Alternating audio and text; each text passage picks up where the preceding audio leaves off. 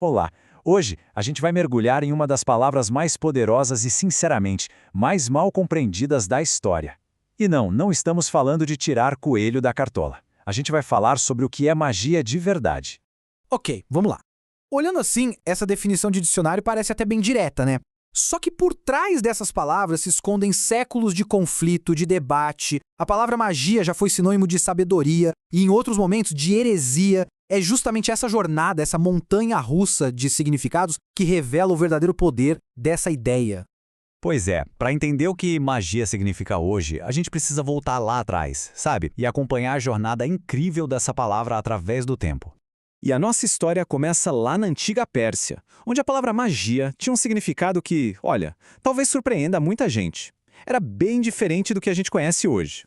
E aqui a coisa fica fascinante. Olha só essa transformação. Na Pérsia, o Magush era um sacerdote zoroastrista, uma figura de respeito. Mas aí, com os conflitos com os gregos, a palavra se transforma em magos e passa a significar algo estrangeiro, perigoso, fraudulento. Os romanos, então, foram além. Usaram magos para rotular criminosos, praticantes de artes proibidas. Ou seja, de um termo de respeito, a palavra virou uma verdadeira arma cultural. E com a ascensão do cristianismo na Europa, a ideia de magia ganhou um papel novo e bem mais sombrio, o de inimiga número 1 da religião. A teologia medieval basicamente traçou uma linha bem clara no chão. Se um ato sobrenatural não era um milagre vindo de Deus, só podia ser uma coisa: magia. E magia vinda do demônio.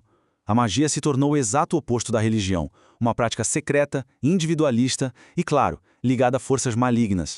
Teólogos da época como Isidoro de Sevilha chegaram a criar verdadeiros catálogos de práticas consideradas demoníacas. Adivinhação, astrologia, o uso de amuletos, tudo isso foi jogado no mesmo balaio, sabe? E essa classificação acabou justificando perseguições por séculos e moldou o pensamento ocidental. Mas a história da magia não é só sobre perseguição, não. Durante a Renascença, a ideia foi resgatada, reinterpretada e ganhou um significado completamente novo, se aproximando até do que hoje a gente chama de ciência.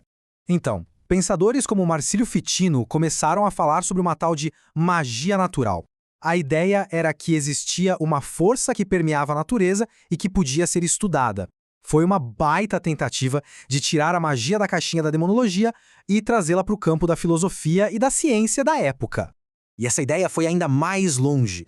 Chegando na era moderna, ocultistas como o famoso Aleister Crowley redefiniram tudo. Para ele, magia não era algo divino ou demoníaco, mas sim uma técnica, a ciência de usar a força de vontade para provocar mudanças no mundo real. A magia virou uma espécie de ciência da mente. Olha que paradoxo interessante, né? Enquanto alguns praticavam a magia como uma nova ciência da vontade, antropólogos e outros acadêmicos a estudavam como uma ciência antiga, ultrapassada, um estágio primitivo da humanidade que um dia seria superado. Duas visões totalmente opostas convivendo na mesma época. Certo, mas afinal de contas, por que a história dessa palavra é tão importante? O que essa jornada toda nos diz sobre nós? A verdade é que a palavra magia, historicamente, foi e ainda é usada para definir o outro, o estrangeiro, o diferente, aquele que tem crenças que não são as nossas. Ela serve basicamente para traçar uma linha bem clara entre nós e eles. E esse padrão se repete de novo e de novo ao longo da história. Chamar algo de magia quase sempre foi uma forma de poder, uma ferramenta para deslegitimar as crenças de outros grupos, sejam eles persas, pagãos, povos indígenas ou até mesmo grupos marginalizados dentro da própria sociedade, como mulheres e os mais pobres. Então, fica a pergunta para a gente pensar. Se magia é esse rótulo que a gente usa porque é estranho, proibido ou simplesmente diferente, o que as nossas definições de magia hoje em dia dizem sobre a nossa própria sociedade? É uma reflexão que mostra como essa ideia tão antiga ainda está muito viva.